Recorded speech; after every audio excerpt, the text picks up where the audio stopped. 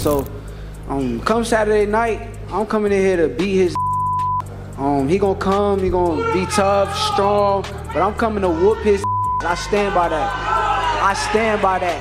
I'm him up. Yeah. False accusation. You gotta think, right? It's okay. Accusation. We I accept can't wait to beat this clown, bro. This dude is a clown. Focus on me. You better have that chin ready, baby. You better have it ready. Real clown. I already figured your ass out. You What not else, fighting. man? What else you got, man? Yo, Hey, yo, listen. senior, you're I only not seen in the 10 ring. seconds of your fight. I seen you fight before. I only You seen can't 10 fight. seconds of your fight. You're boring as hell. Come on, bro. Stop it, bro. Boring, man. You almost got knocked out. Even your daughter said you got I almost knocked got out. knocked out. Tio got hurt his Come last on, fight, man. too. Ooh. Didn't he get hurt his last fight? Man, if it wasn't for those ropes. Did Tio get hurt his last fight? My son don't be throwing Did punches, Tio man. get hurt his last fight? My son Terence Crawford interrupts Stevenson versus Lopez press conference. The press conference caught fire once Shakur Stevenson and Teofimo Lopez stopped playing nice and went straight for each other's pride. I seen a lot of weaknesses in his game too, and something that he said earlier. He said, Tio never lost to a southpaw. Well, I never lost to an orthodox. So it ain't no different, but The difference is you never fought no elite fighter. Okay, I don't think y'all did either. Oh, so you gotta show it, baby. I don't think pressure's y'all on did you. either. I ain't see. Not on my son. I ain't see Lomachenko throw no punches. You for never 6 been on a big rounds. stage like this. I didn't see Lomachenko throw punches for You 6 never been rounds. on a big stage like I this. didn't see Lomachenko throw punches 'Cause we for 6 froze him. rounds. Okay, you gonna see. We gonna freeze you too. You better. It escalated fast when Teofimo Sr. started talking about breaking codes like Lomachenko and Taylor, and Shakur instantly snapped back, dismissing those wins and saying Tio has never fought an elite fighter like him. Weakness, that's what I do. You know, we broke the code with with Loma that nobody had ever done. You know, we didn't let him get comfortable in there. You saw that, you know, with like 8 rounds, he didn't know what to do. I did the same thing with Josh Taylor, and we're gonna do the same thing with Shakur. Real hard. Man, what do you say to that, bro? Like, you hear him, bro? I just can't wait to beat him and shut him up, Fuck you bro. till you Tio love not me. on this level. Tio is a I'ma fuck you high-level till you fighter, love me. but he's not on my level. I'm an elite-level fighter, and come January. From there, it turned into non-stop verbal chaos. Shakur calling out Tio's mental weaknesses.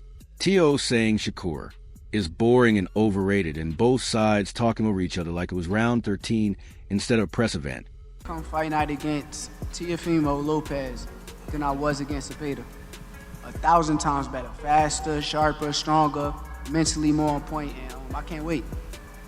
You said a couple of times now you see some holes in Teofimo's game. I know you don't want to give away your game plan at the kickoff press conference, but where are the weaknesses? Where are some of the weaknesses in his game?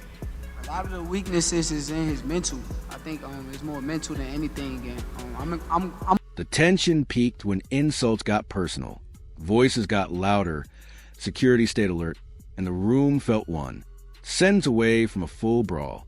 Even promoters like Eddie Hearn tried to frame it as legacy, but the fighters had taken over the moment.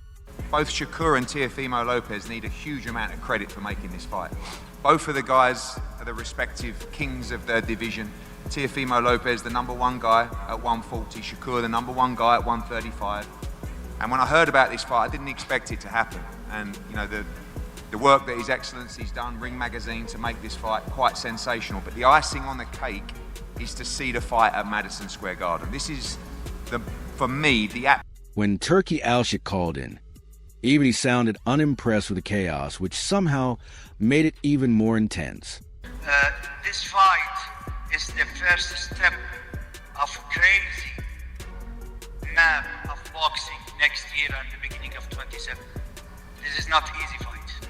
By the end, both fighters were talking about domination, humiliation, and shutting the other up, turning the press conference into a raw preview of exactly how personal this fight has become. This wasn't promotion.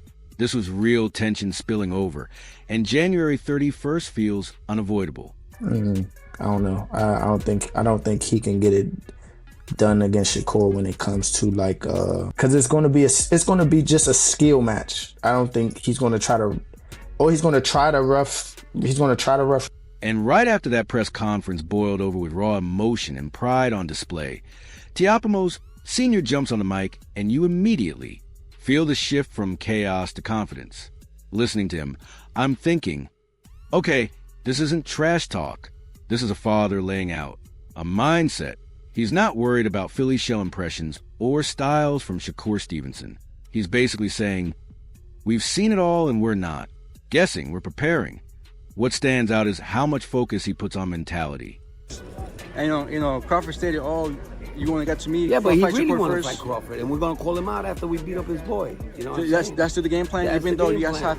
even if he requires you, Well, he guys ain't show gonna up. fight us, man. He ain't gonna fight us, man. We've been chasing this guy for the longest. My son is even willing to go up to 160 to fight him. You know, listen, speed kills.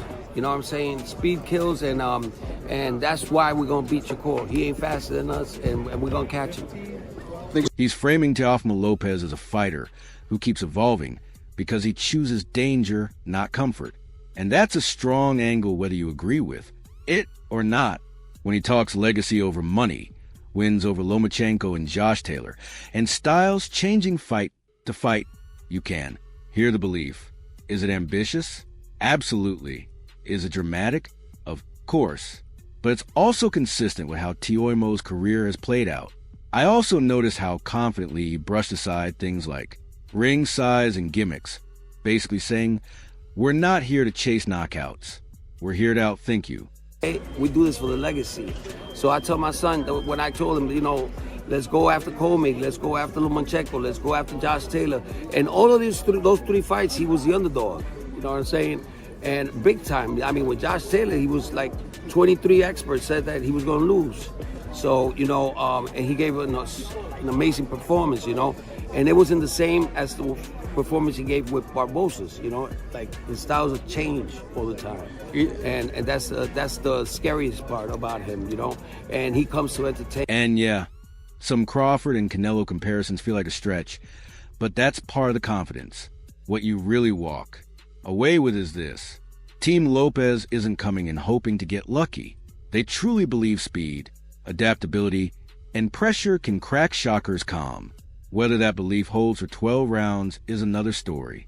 But mentally, this wasn't noise. This was belief. And when both sides think they're smarter, faster, and more prepared, that's when fights stop being predictable and start getting interesting. Corey, by any chance, implement a bigger ring or We don't care about that, no? man. I mean, we're just gonna box this dude, man. We're not going in there for the knockout. We never do. The only fight that my son looked like sloppy was with Cambosis because he was dying in there, and he said that he felt better when he was attacking more. But we never do that. And right after Timo Sr. laid out that mental chess narrative, the energy shifts again when Andre Ward and Roy Jones Jr. jump in, because now we're hearing from fighters who live this. I'm listening to them and thinking, yeah, this is real boxing perspective. They're saying what many felt watching that press conference. Those were fighting words, not slogans. But here's the key part. Shakur Stevenson can create in real time. He doesn't need a script.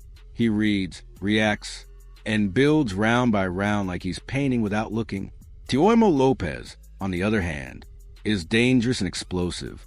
But when chaos starts, he still needs a structure to get back in rhythm. Corey like a fighter who has a blank canvas. He's got the IQ, he got the experience, and the athleticism, and the skill set where he can paint any type of picture he wants to on a blank canvas. When I look at Teofimo Lopez, he's almost that. He has a blank canvas, but he needs an outline on what to draw and what to paint inside the line. Now, every now and again, he'll go away from the outline that he has and he'll do something dope and you'll be like, oh, that was cool. That wasn't on the outline right there. But I don't think that he can create on the fly like. And Ward and Roy aren't disrespecting Teo at all. They're actually giving him credit. The disrespect at the press conference wasn't random. It was bait. The goal wasn't to win. The argument.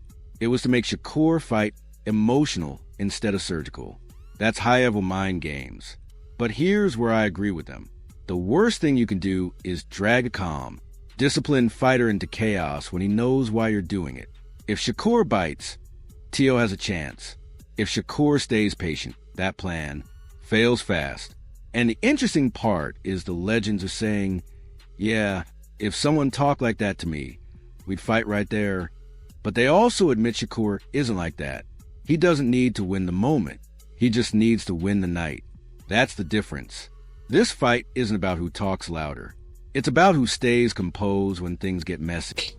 Because I think that Tio just panned out, man, by being as disrespectful as he can at the press conference. Because he wants to try to piss this kid off so the kid come fight with him. You understand me? Because with me, he have exactly what he wanted. Because as soon as I go in there, I'm coming straight to his head. You understand where I'm coming from? So, but I think that's what he's trying to get.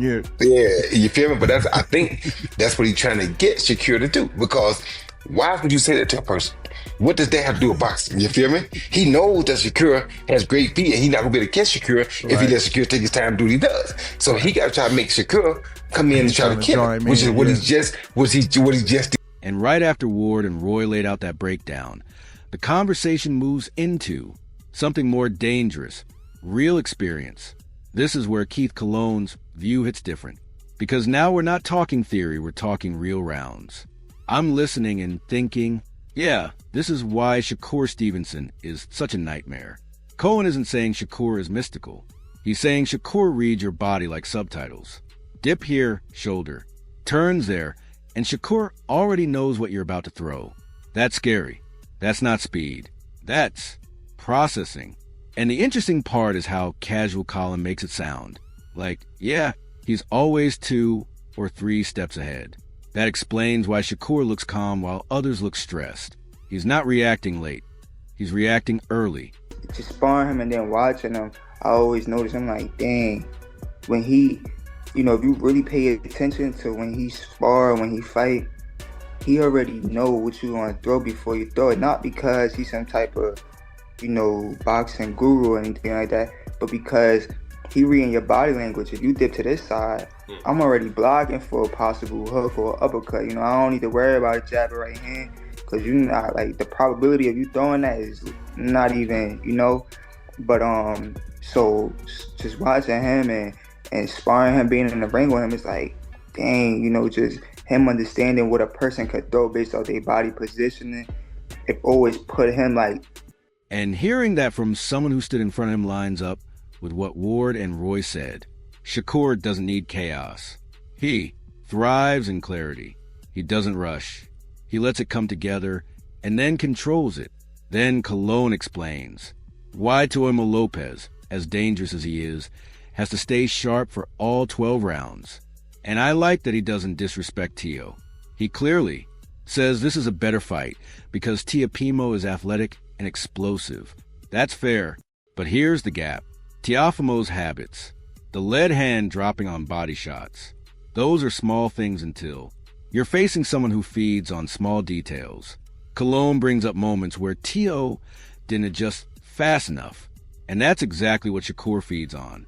One mistake becomes a pattern. The pattern becomes points, and suddenly you're losing rounds without noticing. I remember when he fought Sander Martin, every time he threw a right hand to the body, he never had his lead hand up. Sander Martin was just check hooking him to death. I'm just like when he's just gonna make the adjustment, when he gonna realize that he just keep getting hit with the right hook every time he try to throw the right hand. So those are the small adjustments that he had to make because, sharp fighter, they gonna capitalize. So he gotta. Khan isn't predicting knockdowns. He's predicting pressure. Mental pressure, where Teofimo gets desperate late and Shakur quietly builds a gap.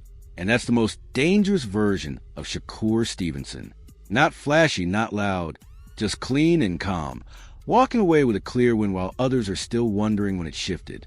And when you step back and look at everything, this fight stops feeling like a simple clash and starts feeling like a full psychological test.